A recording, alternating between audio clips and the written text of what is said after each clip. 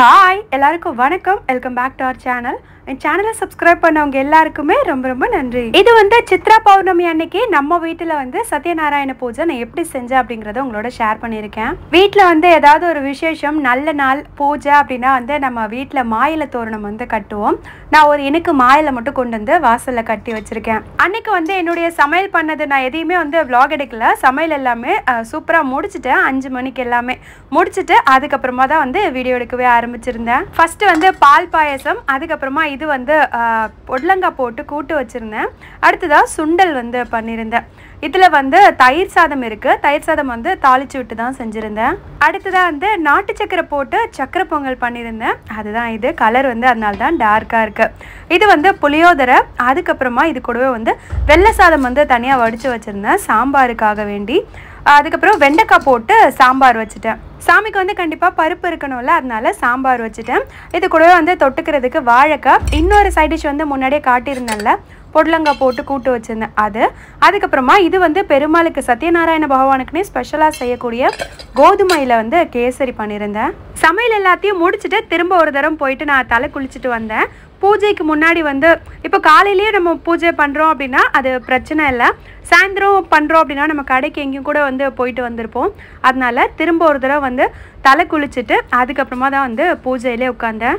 முதல்ல சுவாமியை மனை மேலே வைக்கலாம், இல்லைன்னா இந்த மாதிரி ஒரு மனையில் வாழையில வச்சுட்டு அதுக்கு மேலே பச்சரிசி கொஞ்சம் வச்சுட்டு அதுக்கு மேலே கொஞ்சம் ஒரு சிட்டிகை மஞ்சள் தூளை போட்டுட்டு சுவாமியுடைய திருவுருவ படத்தை சுத்தமாக தொடச்சி சந்தனம் குங்குமம் வச்சுருந்தேன். அதை வச்சுட்டு அதுக்கப்புறமா நாராயணர் அப்படின்னாலே துளசி சாத்தணும் இல்லையா பெருமாளுக்கு, அதனால் துளசி சாத்திட்டு அதுவுமே பல வண்ண மலர்களால் அந்த துளசி மாலையை கோர்த்து கட்டுறது ரொம்ப நல்லது. நான் வெறும் துளசி மாலை சாத்தியிருந்ததுனால மேலே ரோஜா மலர்களால் அலங்காரம் பண்ணிக்கிட்டேன். அப்புறமா பெருமாளுக்கு, அதாவது மகாவிஷ்ணு மகாலட்சுமி 2 பேருக்குமே தாமரை மலர் ரொம்ப விசேஷம். பொதுவாக எல்லா சுவாமிக்குமே தாமரை ரொம்ப விசேஷம். அதுவும் குறிப்பாக சொல்லணுன்னா பெருமாளுக்கும் தாயாருக்கும் ரொம்ப விசேஷம். அதனால நான் தாமரை பூ வச்சுக்கிட்டேன். அடுத்ததாக கலசம் தயார் பண்ண போகிறேன். கலசத்துக்கு அடியிலையுமே பச்சரிசி இப்படி பரத்தி வச்சுட்டு அதுக்கப்புறம் அது மேலே அதே மாதிரி ஒரு சிட்டிகை மஞ்சள் தூளை சேர்த்துட்டு கலச சொம்பு சுத்தமாக தேய்ச்சி நல்லா எடுத்து வச்சுருக்கேன். அதில் மஞ்சள் குங்குமம் வச்சுருக்கேன். அந்த திலகம் வச்சுட்டு அந்த கலச சொம்பு எடுத்து பச்சரிசி மேலே வச்சாச்சு. இதுக்குள்ளே நான் தண்ணீரால் தான் கலசம் வைக்க போகிறேன். கலச செம்பு 3/4 பக்கம் நிரம்புறது அளவுக்கு நம்ம சுத்தமான தண்ணீரை அதில் சேர்த்துக்கணும்.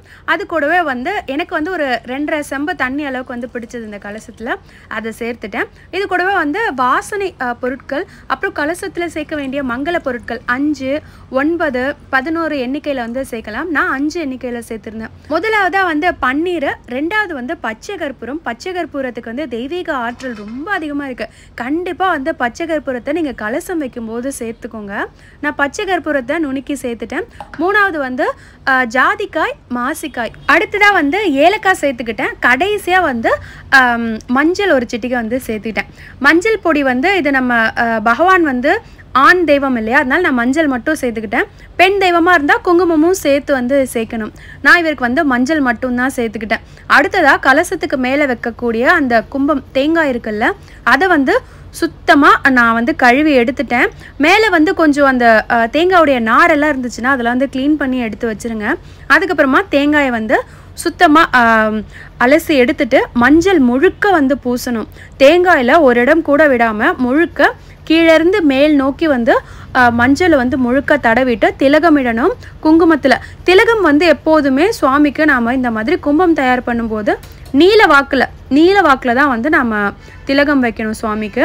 நான் அதே மாதிரி வச்சுட்டு பெருமாளுங்கிறதுனால நாமம் மாதிரி போட்டுக்கிட்டேன். அவ்வளோதான், கலசத்தில் வைக்கக்கூடிய தேங்காய் தயார் பண்ணியாச்சு. அதுக்கு கலசத்துக்கு மேலே இப்போ மாயிலை வைக்கணும். மாயிலையுமே சுத்தமாக அலசிட்டு 5 இலைகள் இருக்க மாதிரி பார்த்துக்கணும். உங்களுக்கு மாயிலை கிடைக்கல அப்படின்னா நீங்கள் வெத்தலை கூட வச்சுக்கலாம். மாயிலை கிடைக்காத ஊரில் இருக்கீங்க அப்படின்னா வெத்தலையை சுற்றி அதே மாதிரி 5 வெத்தலையை அடுக்கிட்டு அதுக்கு மேலே நம்ம மஞ்சள் தடவி வச்சிருந்த இந்த தேங்காய் எடுத்து நம்ம வச்சுக்கலாம். அடுத்ததாக கலசத்துக்குமே நம்ம படத்துக்கு எப்படி அலங்காரம் பண்ணோமோ அதே மாதிரி பண்ணணும். துளசி, அதுக்கப்புறமா வாசனை நிறைந்த மலர்கள், பன்னீர் ரோஸ், அதுக்கப்புறமா வந்து எனக்கு பன்னீர் ரோஸ் ஒரு 2-3 தான் கிடைச்சிது. ஸோ அதை வச்சுட்டு மல்லிகைப்பூ வந்து சுவாமிக்கு சாத்திட்டு அதுக்கப்புறமா தாமரை பூவும் வச்சு கலசத்தையும் ரெடி பண்ணி முடிச்சுட்டேன். சத்யநாராயண பூஜை பண்ண அப்படின்னு ஷார்ட்ஸ் வீடியோ போட்டிருந்தால அதில் நிறைய பேர் வந்து போன வருஷம் உங்களுடைய வீடியோ பார்த்துட்டு நான் இந்த வருஷம் சத்யநாராயண பூஜை எடுத்து பண்ணேன் அப்படின்னு சொல்லியிருந்தீங்க. எனக்கு வந்து ரொம்ப சந்தோஷமா இருந்தது. அதே மாதிரி சுவாமி கிட்ட வேண்டுதல் வந்து நம்ம மனசுல வச்சுட்டு அது நடந்ததுக்கு அப்புறம் செய்யணுமா இல்ல வேண்டுதல் வச்சுக்கிட்டே செய்யலாமா அப்படின்னு வந்து கேட்டிருந்தீங்க. வேண்டுதல் வச்சுட்டு நடந்ததுக்கு அப்புறம் வந்து நம்ம செய்யலாம், ஒன்றும் தப்பு இல்லை. இல்லை இது நடக்கும் அப்படின்னு உங்களுக்கு வந்து நீங்கள் பெருமாள் மேலே தீர்க்கமாக நம்பிக்கையோடையும் இதை வந்து நீங்கள் செய்யலாம். ஏன்னா யாரோ ஒருத்தர் சொல்லி இந்த பூஜையை நாம் செய்யலை, ஸ்ரீமன் நாராயணனே வந்து சொல்லியிருக்கிறாரு, என்னுடைய பக்தர்கள் என்ன இவ்வண்ணம் வழிபட்டா அவங்க வேண்டியதை நான் நிச்சயமாக சத்தியமாக அருளுவேன் அப்படின்னு தான் அவர் சத்யநாராயண ரூபம் வந்து எடுத்தார். இதுக்கு காரணமே வந்து நாரத மகரிஷி தான். அவர் தான் வந்து மனிதர்கள் எல்லாரையும் பார்த்துட்டு யாருமே வந்து நிறைவாக வாழல, பணம் இருக்கவங்கள்ட்ட வேறு பிரச்சனைகள் இருக்குது, நிம்மதி இல்லை, ஒரு சிலர் வந்து நோய் நொடியோடு வாழ்கிறாங்க, ஒரு சிலருக்கு வந்து குழந்தைகள் இருந்தும் பிரச்சனை இல்லாமலும் பிரச்சனை, இப்படி வந்து நிறைய விஷயங்களை மனிதர்கள் இடத்துல அவர் பார்த்துட்டு எம்பெருமான் கிட்ட போய் சொல்கிறாரு. இதை கேட்டுட்டு பெருமாள் வந்து சொல்கிறாரு, நானே வந்து சத்யநாராயண ரூபம் எடுக்கிறேன், ரூபம் எடுத்து என்னுடைய பக்தர்கள் என்கிட்ட வந்து என்ன குறை என்ன பிரச்சனைன்னு கேட்குறாங்களோ அதை நான் வந்து தீர்த்து வைக்கிறேன் அப்படின்னு அவரே திருவாய் மலர்ந்து இந்த பூஜை முறையை வந்து நமக்கு சொல்லியிருக்கிறாரு. அதனால எம்பெருமானே சொன்னதுனால சத்தியமா நம்ம வேண்டுதலை பெருமான் வந்து நிறைவேற்றி கொடுப்பாரு. இது சொல்லி முடிச்சுட்டு எம்பெருமான் சொல்றாரு, ஆனா ஒரு கண்டிஷன் அப்படின்னு. என்னன்னா இந்த பூஜையை நம்ம ஒரு வாட்டி ஆரம்பிச்சிட்டோம் அப்படின்னா நம்மளுடைய தலைமுறைக்கு தொடர்ந்து வந்து சத்யநாராயண பூஜை வந்து செஞ்சுக்கிட்டு வரணும், நம்மளுடைய சந்ததியினருக்குமே நாம் வந்து சொல்லி கொடுக்கணும். அதுபோல் பகவான் வந்து நமக்காகவே இந்த ரூபம் எடுத்திருக்கிறார் இல்லையா, அதனால் அவரை இந்த சத்யநாராயண ரூபம் உடைய இந்த திருவுருவ படத்தை வச்சு தான் நாம் வந்து வழிபாடு பண்ணணும். நிறைய பேர் வந்து கமெண்ட்ஸில் கேட்குறீங்க என்கிட்ட படம் இல்லை அப்படின்னு. கண்டிப்பாக வந்து சத்யநாராயண பகவானுடைய திருவுருவ படத்தை வச்சு தான் நாம் சத்யநாராயண பூஜை முறைகளை வந்து கடைபிடிக்கணும். இது என்னுடைய 2வது வருடம் சத்யநாராயண பூஜை. நான் வந்து மாதம் கலசம் வைக்க மாட்டேன், ஷார்ட்ஸில் வந்து ஷேர் பண்ணியிருக்கேன், பார்த்துருப்பீங்க. சுவாமியுடைய படத்தை வச்சு பூஜை செய்வேன். வருஷத்துக்கு ஒரு தடவை வந்து அதாவது சித்ரா பௌர்ணமி அன்னைக்கு கலசம் வச்சு நான் சத்யநாராயண பூஜை செய்வேன். அப்படி சித்ரா பௌர்ணமி அன்னைக்கு செய்ய முடியல அப்படின்னா இன்னொரு ஆப்ஷன் வந்து நமக்கு புரட்டாசி மாதத்தில் வரக்கூடிய அந்த பௌர்ணமி அன்னைக்கு நாம் சத்யநாராயண பூஜை வந்து மேற்கொள்ளலாம். சுவாமிக்கு வந்து அலங்காரம்லாம் பண்ணி எல்லாம் ரெடி பண்ணிவிட்டு வீட்டுக்கு வெளியே இருந்து விளக்கேற்றி, பூஜை ரூம்லேயே விளக்கேற்றி, இங்கே வந்து பகவானுக்கும் விளக்கேற்றி எல்லாமே ரெடி பண்ணிட்டேன். டிவிலையுமே வந்து சத்யநாராயண பகவானுடைய கதைகள் வந்து போட்டு விட்டுட்டேன். மங்கையர்கரசி அம்மாவுடைய சேனலில் வந்து இருக்கும், அம்மா வந்து கொடுத்துருக்காங்க, அவங்களுடைய கதைகளை வந்து போட்டு விட்டுட்டு நான் பாட்டு பூஜை பண்ண ஆரம்பித்தேன்.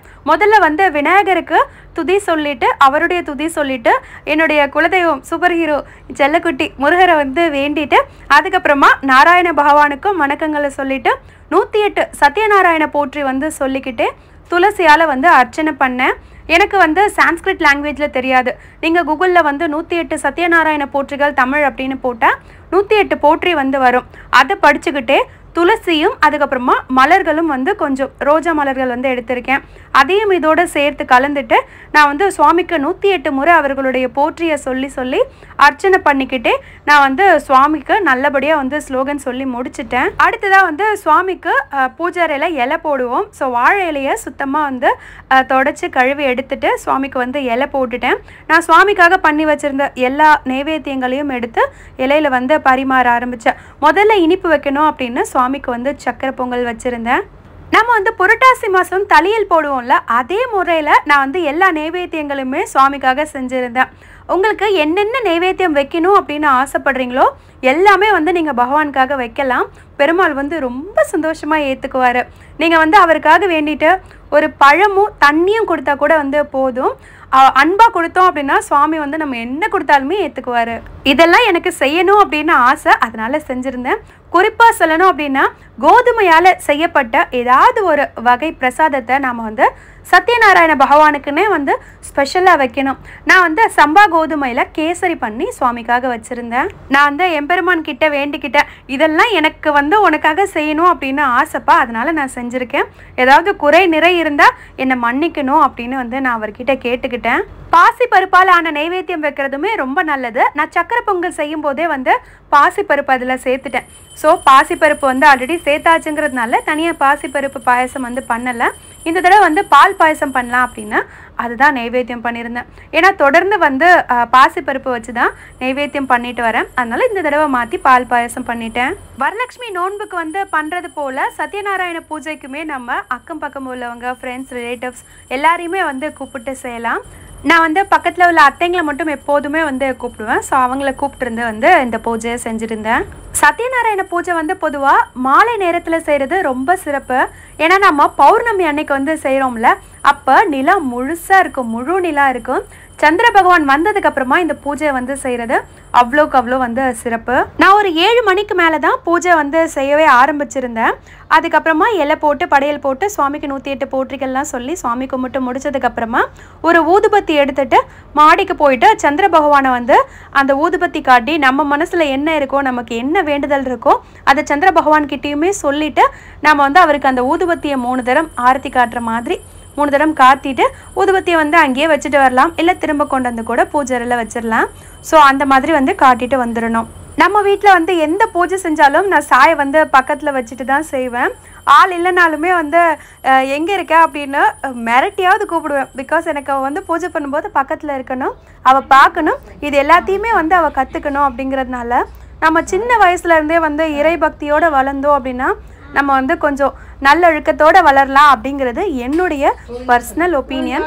அதுக்காக நான் வந்து பாப்பாவை வச்சுட்டு தான் செய்வேன்.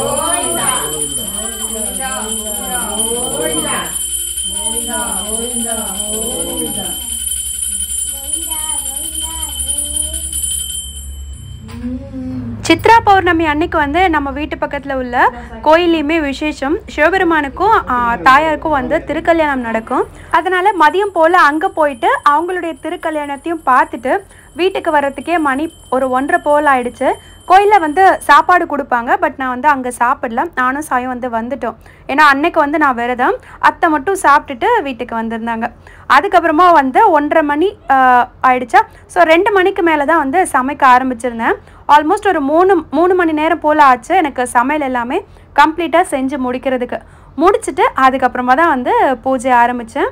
7 மணிக்கு மேலே பூஜை ஆரம்பித்தேன். சரியாக வந்து எனக்கு ஒரு 1 hour போல் ஆச்சு பூஜை வந்து திருப்தியாக முடிக்கிறதுக்கு. கலசம் வச்சு பூஜை செய்கிறதுனால நம்ம விரதமாக இருந்து அந்த பூஜையை மேற்கொள்கிறதுல ரொம்ப அதிகமான பலன் வந்து கிடைக்கும். உங்களுக்கு உடம்புக்கு முடியலை அப்படின்னா பால் பழம் மட்டும் சாப்பிட்டுட்டு கூட நீங்கள் வந்து விரதமாக இருக்கலாம். இல்லை ப்ரெக்னெண்ட்டாக இருக்கவங்க வந்து பூஜை செய்யும்போது நீங்கள் சாப்பிட்டுட்டே கூட பூஜை பண்ணலாம். அதனால வந்து ஒரு தப்புமே கிடையாது. விரதம் வந்து இருக்கணுமா வேண்டாமா, எந்த மாதிரியான விரதத்தை வந்து கடைப்பிடிக்கணும் அப்படின்னு முடிவெடுக்கிறது அவங்கவுங்களுடைய விருப்பம்தான். நான் வந்து அன்னைக்கு தண்ணி மட்டும் குடிச்சிட்டு எதுவுமே பால் பழம் எதுவுமே எடுக்கலை, தண்ணி மட்டும் குடித்தேன். ஸோ தண்ணி குடிச்சிட்டு நான் வந்து விரதமாக இருந்தேன். பூஜை நல்லபடியாக முடிச்சதுக்கப்புறமா தாம்பூலம் கொடுத்தேன். தாம்பூலத்தில் வந்து வெத்தலை, பாக்கு, பழம், பூ, அதுக்கப்புறமா வந்து ஒரு 5 ரூபாய் காயின் வச்சு கொடுத்தேன். நம்ம இஷ்டம் தான், எவ்வளோ வேணாலுமே காசு நம்ம அதில் வச்சு கொடுக்கலாம். அதே மாதிரி தாம்பூலத்தோடு சேர்த்து நாம் நெய்வேத்தியமும் கொடுத்து தான் அனுப்பணும். நெய்வேத்தியம் ஒரு வகை வேணாலும் கொடுக்கலாம், எத்தனை வகை செய்கிறீங்களோ அத்தனையும் கூட கொடுக்கலாம். நான் எல்லாருக்குமே பிரசாதம் கொடுத்துட்டு வந்துட்டு அதுக்கப்புறமா சாப்பிட்டுட்டு பூஜையில் போட்டிருந்த இலையை எடுத்து சாப்பிட்டுட்டு என்னுடைய விரதத்தை வந்து நான் கம்ப்ளீட்டாக நல்லபடியாக முடிச்சிட்டேன்.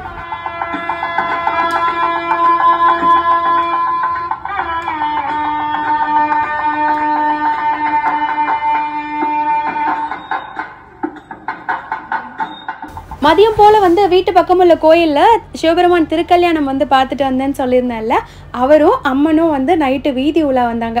வீட்டுக்கிட்டே அவங்களுக்கு தேங்காய் பூப்பழம்லாம் கொடுத்து அர்ச்சனை பண்ணிவிட்டு சுவாமி கும்பிட்டோம். ஒரே நாள் சித்ரா பௌர்ணமி அன்னைக்கு நாராயணனுடைய அருளையும் சிவபெருமானுடைய அருளையும் 2 பேருடைய அருளையும் சேர்த்து வந்து பெற்றதில் ரொம்ப சந்தோஷமாக இருந்தது. பூஜை அறையிலும் வந்து ஒரு 9 மணி வரைக்குமே விளக்கு எரிஞ்சிட்டே இருந்தது. அதுக்கப்புறமா விளக்கை வந்து குளிர் வச்சுட்டு கலசத்தை வந்து அன்னைக்கு பொழுது போயிருச்சுல்ல, அதனால கலசத்தை கலைக்கலை. லைட்டாக வந்து கலசத்தை வந்து முன்னுக்கு இழுக்கணும். கலசத்தை வந்து எப்போதுமே கலைக்கும் போது முன்ன இழுக்கணும். நாமளும் வந்து வாழ்க்கையில் முன்னேறி வரணும்ல, அதுதான் அர்த்தம். ஸோ கலசத்தை வந்து முன்னுக்கு எடுத்துட்டு அப்படியே வந்து லைட்டாக ஷேக் பண்ணி விட்டுட்டேன். அப்போ வந்து நம்ம கலசத்தை வந்து எடுத்தது மாதிரியான கணக்கு. பொழுது போயிடுச்சுன்னு அன்னைக்கு எடுக்கலை, மறுநாள் காலையில் வந்து தான் நம்ம வந்து கலசத்தை பிரிக்கலாம்.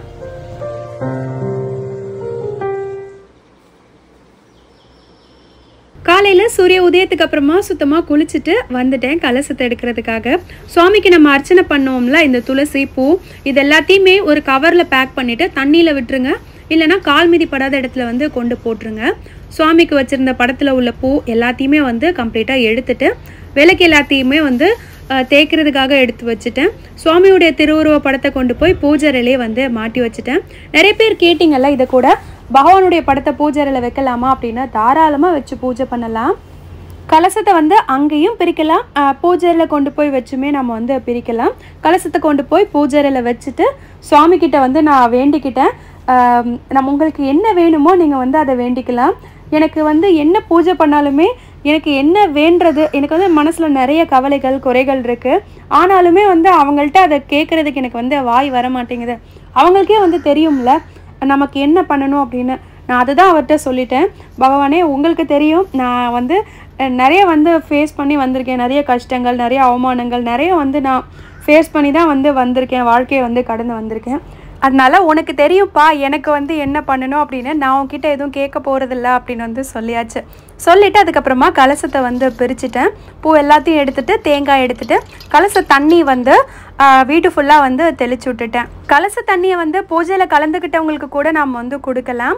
மிச்சம் இருக்கிற தண்ணியை கொண்டு போயிட்டு மாடியில் உள்ள செடியில், துளசி செடியில், அதுக்கப்புறமா அரளி செடி வச்சுருக்கேன், எல்லாத்துலேயுமே வந்து தண்ணியை ஊற்றி விட்டுட்டேன். கலச தண்ணி வந்து அவ்வளோ ஒரு புனிதமான தண்ணி. ஏன்னா நம்ம நாராயணரை வந்து அந்த கலசத்தில் வந்து எழுந்தருளை செஞ்சோம்ல, அதனால் கலச தண்ணி வந்து அவ்வளோ புனிதமான தண்ணி. கால் மிதி படாத இடத்துல வந்து கண்டிப்பாக கொட்டிடுங்க மீந்துச்சு அப்படின்னா. தேங்காயை வந்து ஹஸ்பண்ட் உடச்சி கொடுத்துட்டாங்க. தேங்காய் தண்ணி வந்து நான் வாங்கி குடிச்சிட்டேன். இந்த தேங்காயை வந்து நாம் இனிப்பு பண்ணணும், காரம் போட்டு வந்து செய்ய வேண்டாம்.